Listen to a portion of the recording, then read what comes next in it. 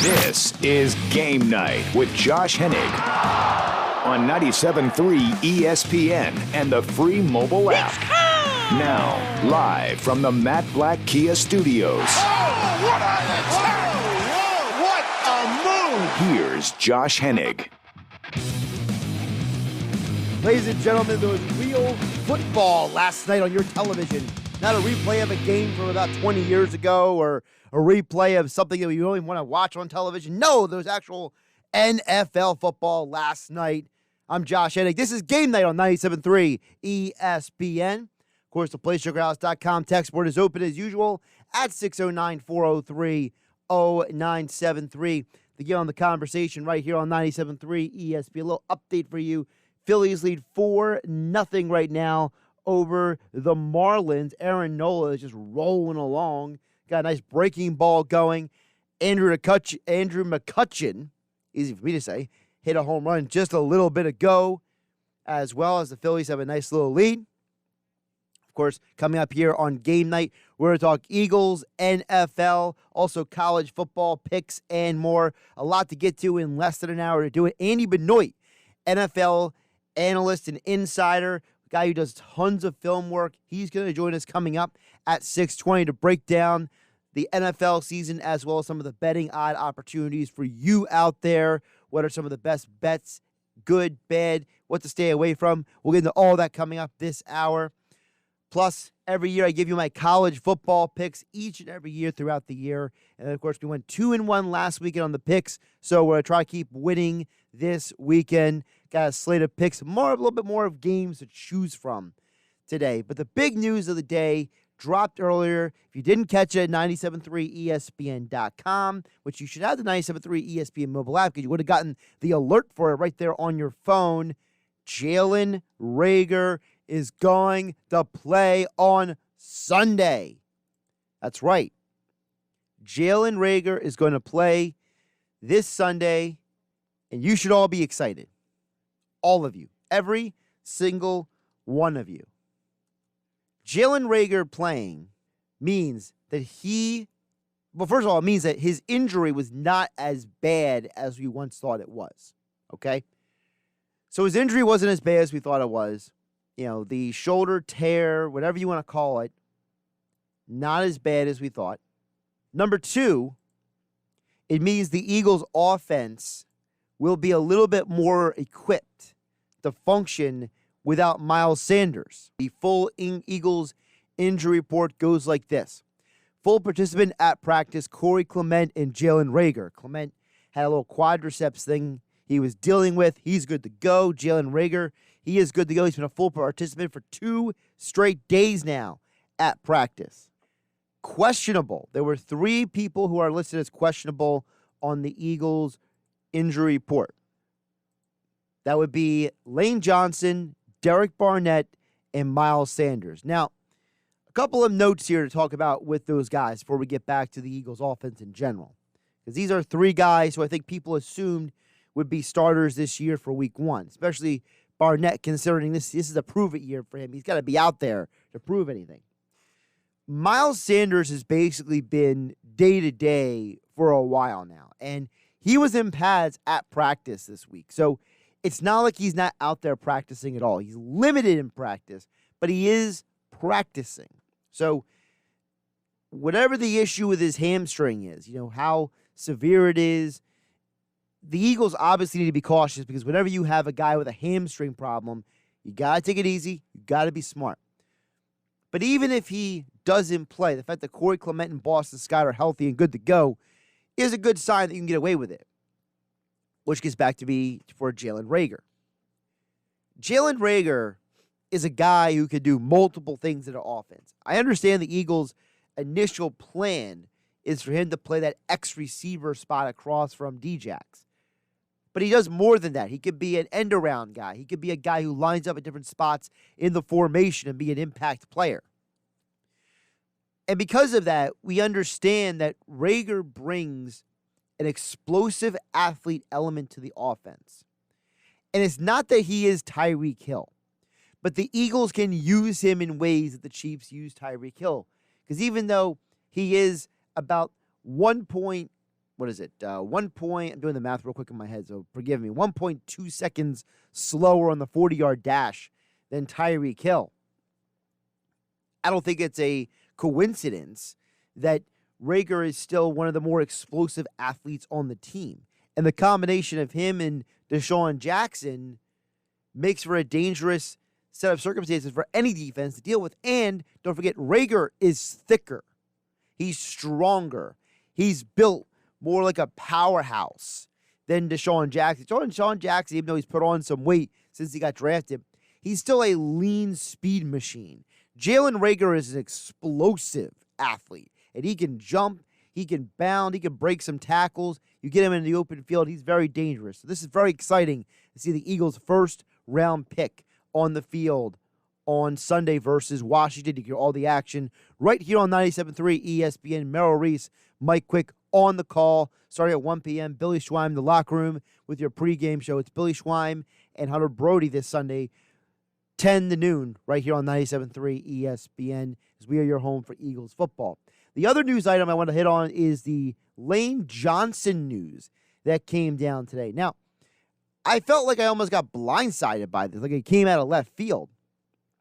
This news about Lane Johnson. So, according to Tim McManus of ESPN, who's covered the Eagles for, I feel like, at least maybe 15 years, if not more, he reports that Lane Johnson had surgery on his ankle in August. The reason why he had the surgery early in August is not stated, but the idea is it's going to clean up some of issues that was going on in his ankle. Now, Johnson has returned to practice. He was limited this week. He was back in practice on Wednesday in pads, and he's been limited in practice as the Eagles listed all week. It sounds like to me, and I don't claim to be a medical doctor. I just played one on television, but I would say that Lane Johnson, understanding how the ankle is structured, this sounds like a very basic, simple surgery. It doesn't sound like a major surgery that he had. And as a result, I feel confident in saying that I think he still can play this week. I don't think that he's to be ruled out or ignored or overlooked or anything like that. I think that Lane, it's kind of a, how is the healing of the ankle progressing? How does he feel? We know he's a tough guy. Lane has battled through numerous injuries in the past. So we know that Lane can play, and we know how tough he is. I think it's just a matter of if everybody can agree that he can go out there and play and be effective. I think that's the bigger question is for Lane. But again, the report came out this morning that Lane Johnson, he had ankle surgery in August. And I'm going to make the assumption right now, without any further insight or information, and maybe this is something that Jeff Mosher or Adam Kaplan can confirm next week on Football at 4 on the Sports Bash with Mike Gill and Hunter Brody. But without having any other further information handed to me or know of, the big thing for Lane Johnson is, it sounds like to me that, remember how when you show up at training camp, you go through your medicals, right? Well, this year, you got to go get COVID tested first. And once everybody was clear of any COVID issues, no false positives, no positives at all, right? Then you're allowed to go get your medicals checked. I wonder if when Lane was doing some conditioning workouts or when Lane was getting medically checked, that the staff checked his ankle and said, Lane, we need to have a conversation about your ankle. We recommend you get a little, a minor procedure done on this, and it won't keep you out for the season, but we would target to have you back for week 1. And Lane probably thought about his age, probably thought about, the reasons why they gave him to get this surgery. And then he got the surgery done, and the plan all along is for him to be back for the first game. I feel like that's what the explanation for what happened there is. And that's why I believe he will be back, because he's been at practice for 3 straight days now. Yeah, it's limited, but he's at practice. He's getting the work in. And Lane we've heard him multiple times how tough of a guy he is. He's a team-first player, so I'm going to assume that he's out there. I'm a little more concerned about what the status of guys like Barnett and Sanders are, because they're both listed for hamstrings, and obviously they play very different positions, but the hamstring is always a very tricky thing. You never know, is it what kind of strain is it, the severity of it? Is it really tightening? Is it something that's inflamed? There's all kinds of things that go into the hamstring. It's such a huge muscle on the body that it's not like, if you have an injury to, like, for example, your bicep, like Andre Dillard tore his bicep, and Dr. Kevin McHale talked about it yesterday on the injury report with Mike Gill. And if you missed it, you can go check it out on the 97.3 ESPN YouTube channel. The bicep is not a very complicated muscle. The word bi is built in there. It's basically two main muscles, two main parts of the muscle. So it's not as complicated, it's not as large, it's not as involved as a hamstring is. A hamstring is the primary connector from the hip region to your knee. So anytime I see a hamstring on an injury report, I'm way more concerned than I am ankle or shoulder, because an ankle tells me that if you're still practicing, part of it might be pain threshold, part of it is doctors monitoring it. Shoulder, he's full at practice, right? Jalen Reagor is a full participant at practice. To me, that sounds like the shoulder is good to go. I'm always worried about hamstrings. I'm always worried about guys re-pulling a hamstring. I'm always worried about guys re-injuring themselves if they come back too quickly. And that's why I wouldn't be surprised if Miles Sanders and or Derek Barnett don't play this Sunday, which gets me to what Doug Peterson told the media today. He said that because Sanders is day-to-day, that they can call up somebody from the practice squad if need be. And he mentioned these three players in order: Warren, Holyfield, and Killins. And right now, off the top of my head, thinking about the Washington football team, I would be incredibly curious to see a guy like Warren or Holyfield out there against Washington, because we know what Boston Scott is. He's a speed back. He's explosive. He's dynamic. He's more of a pass catcher than an in-between the tackles runner. He's kind of in that Darren Sproles mold. Corey Clement is basically a jack of all trades, right? He's a Swiss Army knife. He's a guy who can do a little bit of everything. He can run the ball. He can catch the ball. He can pass block. He's not really elite at any one of those three, but he's very good at those three things. Warren is basically a bowling ball. He's a short, powerful, punishing runner. Holyfield is a bit of a taller guy, but he is also a punishing down-the-hill runner. I would be interested to see if the Eagles do have to call up one of those guys, how many touches those guys get, because how many times over the last 4 years we've seen Doug Peterson go with that running back by committee. Remember, it was like Garrett Blunt and Jay Ajayi and Corey Clement back in 2017. We've seen the Eagles go with multiple backs in games to try to get people different touches. Remember Josh Adams? I mean, come on, he was a solid contributor for a few weeks there. So we know the Eagles are capable of doing that with the running game. And considering what is the strength of Washington, the strength of their defense is that front of Jonathan Allen and Matt Ioannidis and the rookie Chase Young and Ryan Kerrigan and Josh Sweat. Montez Sweat. Josh Sweat plays for the Eagles. Montez Sweat plays for Washington. But Montez Sweat, you look at that front and you see a lot of athletes. And the only way you can handle them in the run game is you got to wear them down.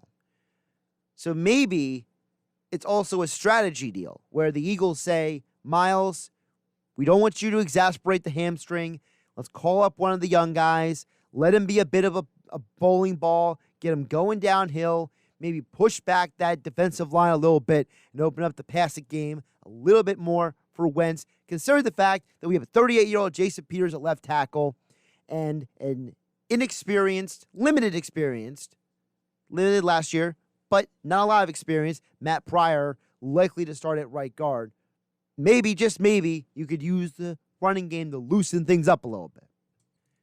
Again, for more information on the Eagles heading into this weekend, you make sure you want to check out 973ESPN.com. Also, the 973 ESPN mobile app, as we have full coverage for you all the way up to and after Eagles versus Washington. And you can hear all the action right here on 97.3 ESPN. The PlaySugarHouse.com text board is open, 609-403-0973. We'll get to your text a little bit later in the show, but coming up next, Andy Benoit. This guy studies more film than you think you could ever handle in your life. This guy watches film constantly, and he's one of the best at it. NFL analyst.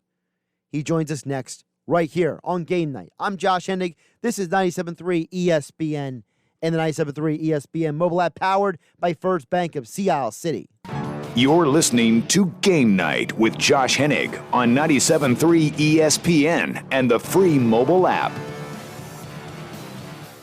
Josh Hennig here on 97.3 ESPN and the 97.3 ESPN mobile app. Joining us right now on the Boardwalk kind of hotline, you can follow him on Twitter at Andy_Benoit. You've probably heard him before on the Sports Illustrated NFL podcast. Of course, he is here on behalf of BetOnline.ag to get more into the NFL season. Kicked off last night. Andy is very detail-oriented in his study of the NFL film tape, so it's always great to hear from him. Andy, how you doing on this Friday? Hey, I'm doing well. How are you doing? Doing pretty good. Before we get to anything else, I got to get your perspective on that game last night because, we saw a high-powered Chiefs offense, but I got to know from you, how much of that offense last night was the Chiefs being that good versus the fact that there was no preseason, that maybe the Texans were also a little sloppy as well? No, I think it's more about the Chiefs being good. I mean, there's no preseason for Kansas City either. And what Houston basically did, I haven't got a chance to look at the All-22 on the film of it yet, but watching on TV, Houston brought a lot of pressure packages early on in the game, and then they also had two deep safeties at times, and those are kind of not conflicting tactics, but they're an unusual pairing, and I thought it was a really good-looking game plan by the Texans. And it made a lot of sense. They were going to make Kansas City beat them with their run game. No team ran the ball less often and run opportunities than the Chiefs last year. It's not in their wheelhouse because it's never had to be. And the Chiefs said, all right, we will run the ball. And that first round rookie Edwards-Helaire was phenomenal, and their new left guard Kelechi Osemele was phenomenal. And Chris Collinsworth did a great job of pointing it out throughout the game. The only thing that really stood out negatively on film with Kansas City last year on offense was their O-line didn't have a lot of power. They didn't move the line of scrimmage in the ground game a whole lot. Osemele kind of changed that, at least through week one so far. And people watching the game last night in our area, obviously their first mind goes to, Doug Peterson is from the Andy Reid coaching tree. I know they're not identical in their offenses, but what are some of the similarities between Reid and Peterson's play calling? And are there anything that maybe people saw in the game last night that could translate to this Eagles offense this year? Well, this Eagles offense has a lot more speed on it than last year. I mean, any offense could have had more speed than last year's, but they've really invested in speed, and having Deshaun Jackson, if he's healthy, I believe him when he says he can run like he always ran. He's just one of those freak of nature guys, and he's a great runner, and he's going to get over the top of your defense. So what the Chiefs do so remarkably well is leverage their speed and make you have to defend not just more vertically, but also the width of the field. And I would imagine we're going to see some of that stuff from Philadelphia now. It'll be interesting to see how they use the speed. The one thing that the Eagles do really well, and Reid does this as well, so this is another Andy Reid trickle down to answer your question, is what they call flood concepts. So one route it's all the routes are the same side of the field. One of them's deep, one's intermediate, and one's underneath. You flood the field with three routes. Every team in the league does it. No team does it more dangerously than Kansas City because of the speed. I would imagine we're going to see Philadelphia kind of in that class because Carson Wentz is an innately aggressive quarterback, and he can be especially aggressive on those flood designs, which is why you have to give him speedy receivers. He's going to throw those balls anyway. You might as well have receivers that can create the space and separation to make the windows be there. Andy, you mentioned Carson Wentz, and of course, Andy Benoit being brought to us today by BetOnline AG. Carson Wentz right now, according to the preseason odds still out there, he's 25-1 to win the regular season MVP. What is your perspective on Wentz from what you saw last year and where you think he may grow even more coming into now his 5th year in the NFL? Well, I have high expectations for Wentz because I think some of the traits he has are special and the kind of traits that can really separate a QB. The main one being the ability to extend a play without having to break down the play, extend plays from within the pocket, or when he gets outside the pocket, he's still reading his full route combinations. He's not just looking for the first guy that comes into his line of vision. So he walks a fine line between reckless and disciplined sometimes. A lot of great players have. I would take Carson Wentz in a heartbeat to start my team with, though, as long as you can keep him healthy in the pocket. And that's the other part, is he will take some hits just by the nature of how he plays and the courage he plays with. So that's something that's I'm sure is tough and stressful on a coaching staff, is how do we allow Wentz to be great like that without letting him be at risk too much, without letting him put himself, frankly, at risk too often. One of the big arguments a lot with Wentz is between him and Dak Prescott. And I'm curious, from what you've seen on film, what are the strengths and weaknesses of each guy compared to each other? Because obviously, because they're both in the same draft class, because they're both in the same division, it feels like these guys are going to be linked together for probably the rest of their careers. Well, I love that question. That's, Prescott became a lot more refined last season. He's become a pretty quality passer. I don't know if he is quite as raw, talented of a passer as Wentz is. Wentz is probably a little bit physically stronger than Prescott. Prescott's a little more mobile than Wentz, of course. But both of those guys can do what the other guy does for the most part. And where they're both really comfortable is when they spread out into empty formations. I remember Wentz, the second he came into the NFL, his third game, the Eagles went hurry up spread the whole second series against Pittsburgh because he's comfortable reading the field and taking ownership of the offense. Prescott's like that as well. So I think both of these guys can be effective in the pre-snap phase. And Dallas, to their credit, has done a lot to enhance their scheme to really play to that for Prescott.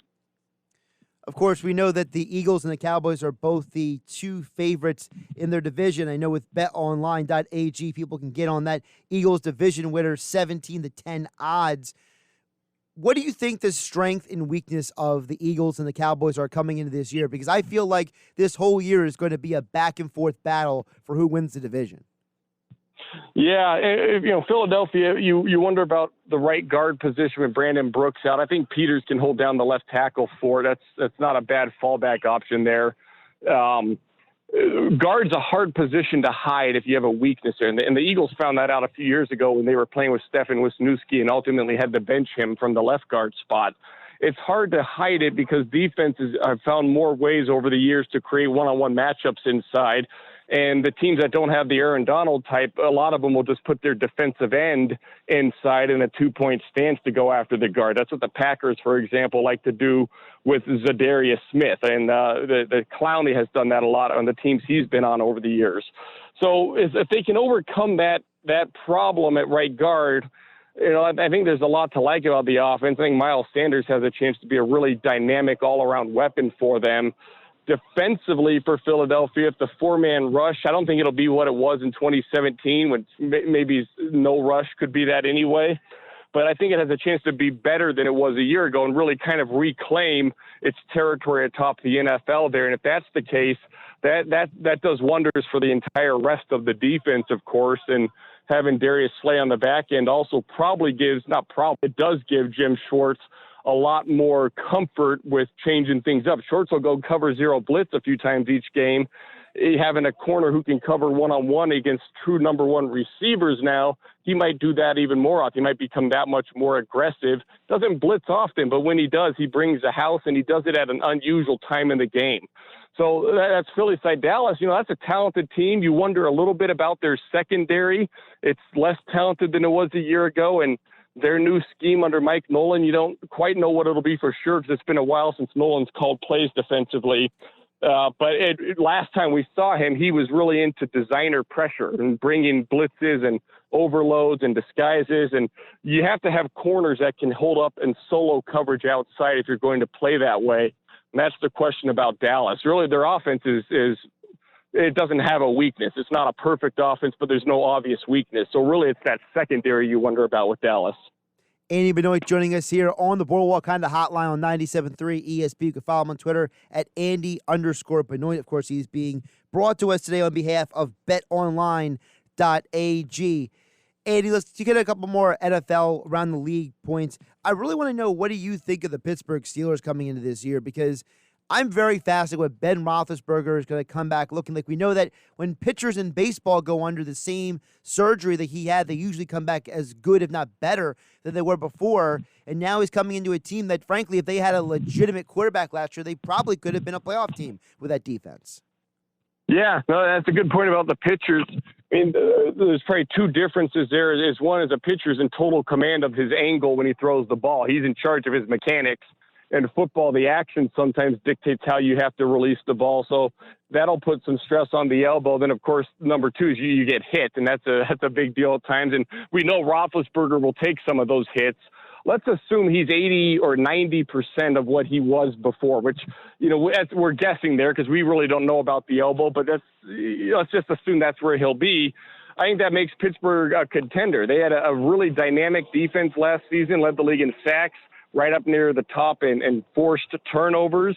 They do a lot of different things schematically. They'll blitz and play zone coverage at the same time, which is an unusual combination. And they'll not just do it out of one deep safety. They'll play two deep safeties and still blitz and play zone. So you have to process a lot of information when you play against them. It's a hard defense to deal with. If you put even just a decent offense opposite that defense, that team's going to win some games. I mean, that last year Pittsburgh had a very subpar offense and went 8-8. So I'm kind of with you on the Roethlisberger's back. Steelers are in the conversation thing. Of course, Steelers are right now 3-1 odds to win the AFC North with BetOnline.ag. Andy, another AFC team, another quarterback I am very curious to see also coming off of injury is Cam Newton, because we've never seen him with this kind of offense before. And he kind of implied to the media that we're going to see things from him we've never seen before. Now, that could just be, just talking to the media. But, what do you think a Cam Newton and the Patriots offense could look like? I think it's going to be very run-heavy. I think Belichick understands that there's an advantage right now in the pass-happy NFL if you can be the team that has an exotic, smash-mouth run game that faces all these pass-oriented defenses. Look at what the Ravens did, or the Titans, or the Niners last year. The best running teams were the ones that won games last season. So I think they're viewing it that way. And my guess for what Newton's referring to what we've never seen from him before, I can't imagine they're going to ask him to do a lot of the quick strike stuff that Tom Brady did. They're just different styles of passers. I don't know if Newton's ideal for that. What he is ideal for is a power passing game, drop back, throw 20 yards downfield to seam balls, those deep out routes. He's very good on that. And then I think what he'll do that we haven't seen before is scramble more. He has a lot of rushing yards in his career. He's really not a scrambler. I mean, the year they went to the Super Bowl in Carolina, I think he scrambled twice all season. His rushing yards have come from designed runs. So he's not a running QB. He's a quarterback that just sometimes acts as a fullback. I think New England's going to encourage him to be a running QB, in part because, quite frankly, they've got him on a one-year rental. I mean, think about how you drive a rental car sometimes. They're going to try to maximize Newton's legs because Newton's legs are a great weapon. Absolutely. Andy Benoit on Twitter at Andy_Benoit here today on behalf of BetOnline.ag. Andy, one more before I let you go. I want to know your perspective on the NFC West. I feel like there could be an argument made for all four of those teams to make noise this year. What is your perspective on that division? Yeah, I agree with you. San Francisco is the defending champ, of course, and they brought everybody back. So I think just by default and out of respect for what they accomplished last year, you probably have to say they're the favorite starting off here in week one. The Rams were in that Niners position the year before, and I think they're going to be much better than they were a year ago. Seattle, I've come around on Russell Wilson to where I can say Seattle has Russell Wilson there in any game because of his unique style of play. And then Arizona, if they were in a different division, we'd probably be debating them as a possible wild card team. And maybe they are in this division as well. I mean, they're very talented in a lot of the right spots. So I think the West, top to bottom, there's probably a good argument to be made that it's the best division in the NFL. You can catch Andy Benoit on the Sports Illustrated NFL podcast and follow him on Twitter at Andy_Benoit all NFL season long for all kinds of great NFL analysis and insights. And as all guests, he appeared today here on 97.3 ESPN on the Boardwalk Honda Hotline on behalf of BetOnline.ag. Andy, great stuff today. Appreciate the time. All right. Thank you. Appreciate it.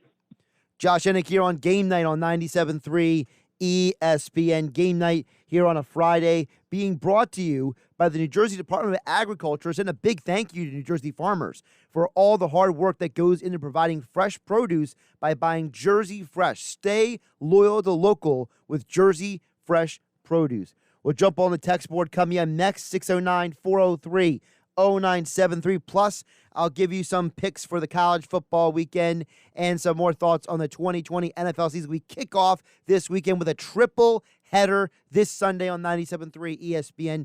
Eagles versus Washington, 1 o'clock. Merrill Reese, Mike Quick on the call, followed by, yes, Tom Brady, Drew Brees, the showdown between the Bucs and the Saints right here after the Eagles game on 97.3 ESPN. And then Sunday Night Football, the aforementioned Cowboys take on the Los Angeles Rams. It's a triple header. You hear all right here on 97.3 ESPN this Sunday. Now, more Game Night with Josh Hennig on 97.3 ESPN and the free mobile app.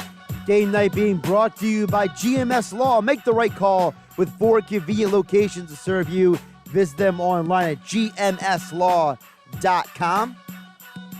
Thanks again to Andy Benoit for joining the show. A lot of great insights from him there on the Eagles and the Cowboys. The PlaySugarHouse.com text board is open, 609-403-0973.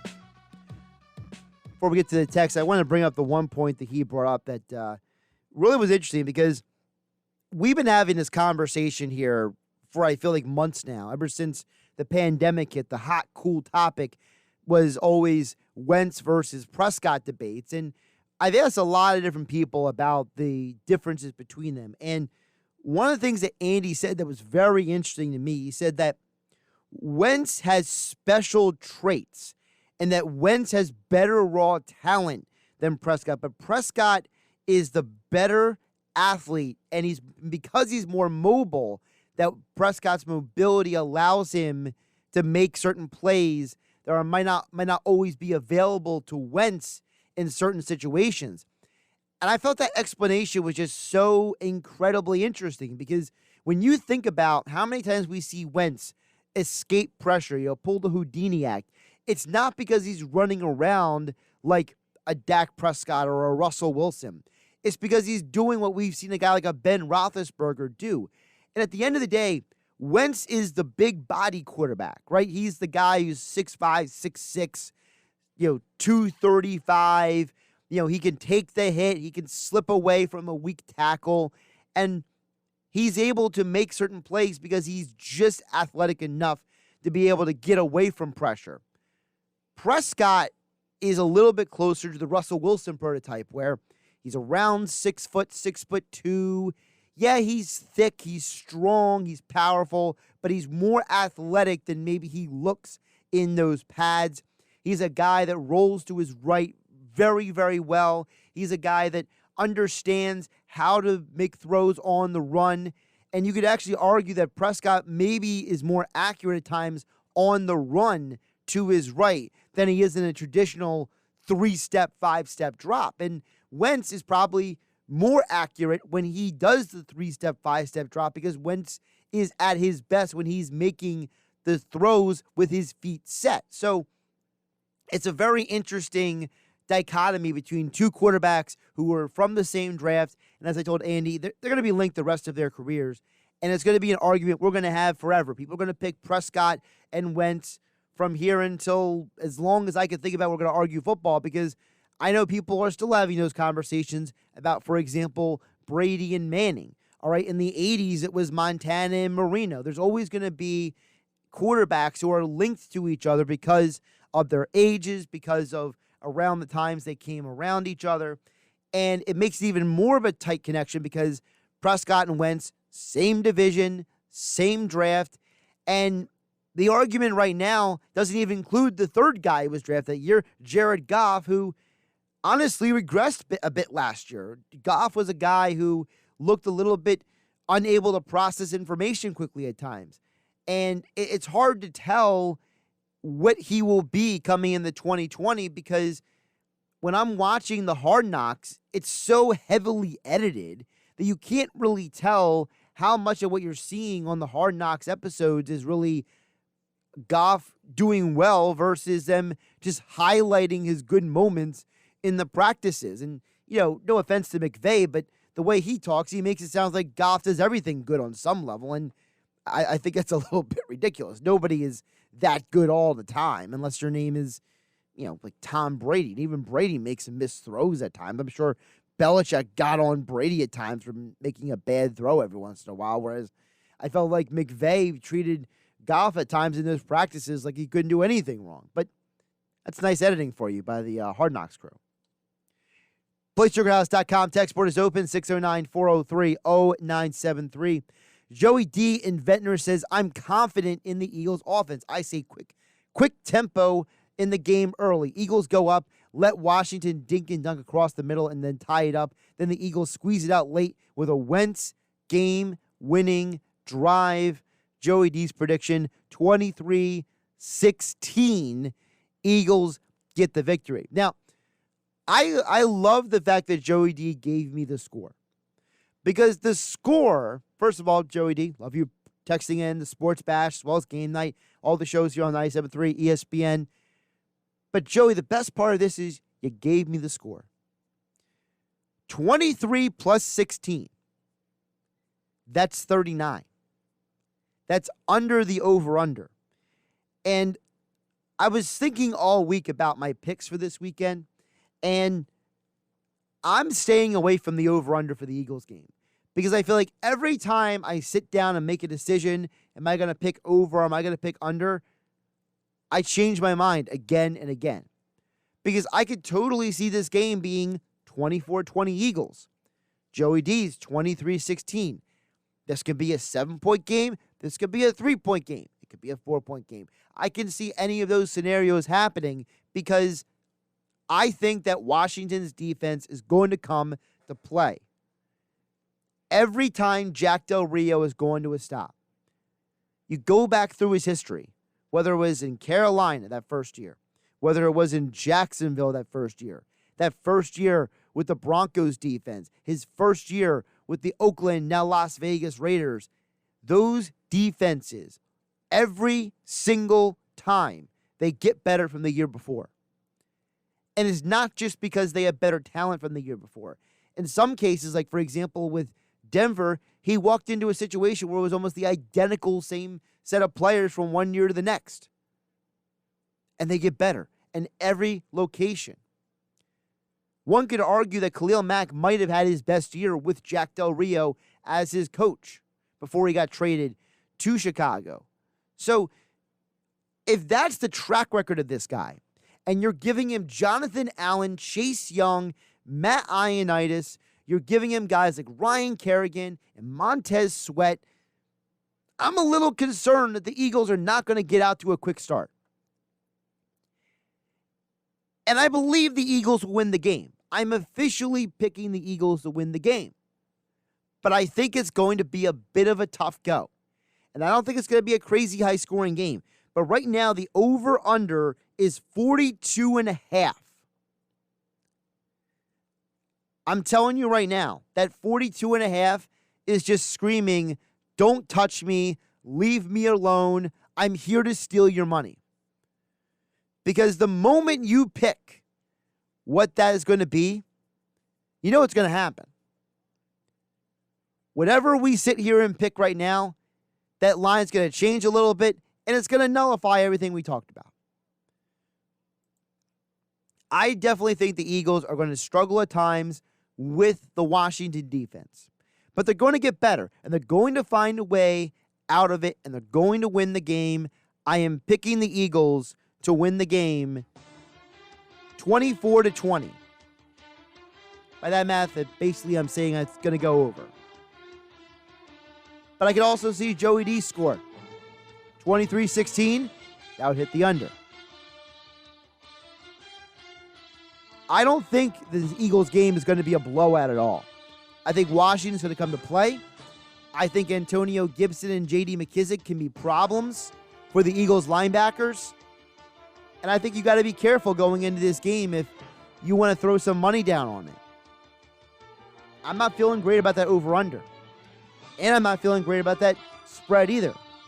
Currently, the spread is actually, now it's 5.5, just as I'm looking at the numbers right now. It opened at 6, now it's down to 5.5. Now, according to what I'm reading, now it's across the board now. Correction. Latest odds is 5.5, so the spread is shrinking. People are still betting pretty heavy Eagles on this game, but I'm telling you, I'm not feeling those numbers.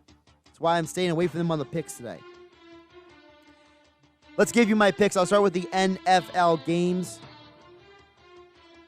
I'm going Steelers -6 versus the Giants on Monday Night Football.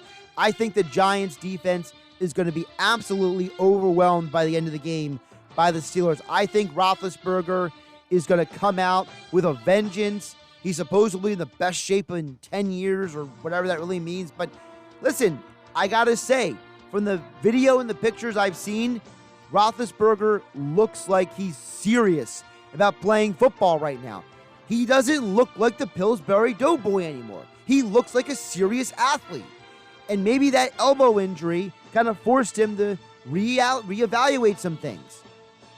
And that Steelers defense was really good last year. So I'm thinking the combination of that defense with a legitimate quarterback makes them a contender. And the Giants, they don't have a chance in this game, in my opinion.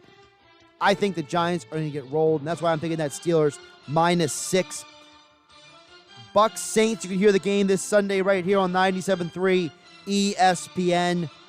I'm going Bucks versus Saints over the 47.5. You're telling me that Drew Brees versus Tom Brady is going to be a 24-20 game? I don't think so. I think this game is going to be high scoring. I understand that Mike Evans is doubtful for the game, but you still have Chris Godwin. You still have Gronk. You still have Cameron Wake. You still have O.J. Howard. You still now have Leonard Fournette. And you have Ronald Jones. You have all these guys out there for the Bucks. Brady's going to find guys. That's his go-to move. Brady's move is, I find the open guy. We score a touchdown. And Drew Brees, you don't think he has something to prove? Looks like it's going to be his final year in the NFL. Mike Thomas, if Alvin Kamara is healthy and good to go, he's going to have an impact on the game. I'm saying going over on the Bucks and the Saints. And my final NFL pick, I'll get you my college picks in just a moment. Carolina's +3 at home. I think the Raiders are completely overrated coming into this year. I think that Carolina steals a win at home because Matt Rule will have those guys focused and motivated for that first game. Remember, Matt Rule has been coaching for years in college where there's no preseason games. Coaches like John Gruden use the preseason to get ready for the season. I believe Matt Rule and his team will be more prepared for week 1 than John Gruden's Raiders on Sunday. Give you the college football picks right now. Arkansas State is playing Kansas State. Go under 54.5. Under because Kansas State's got a good defense and Arkansas State has trouble scoring. Coastal Carolina +6.5 versus Kansas. Coastal Carolina embarrassed Kansas last year, a team that shouldn't even be on the same field as them. Coastal Carolina is bringing back almost their entire defensive front for this game. +6.5 is almost a steal. Army under 53.5. Army's going against another team that can't stop the run, and Army can just control the game from there on out. Under 53.5. Finally, Austin Peay versus Pittsburgh. Go over 49. Pittsburgh wants to prove they can score this year compared to last year, and Austin Peay thinks that they can score as well. Two teams think they can score? Go over. Why not? I'm Josh Hennig. This is Game Night. Don't forget, tonight, Game 7, Celtics, Raptors. I'm picking the Raptors.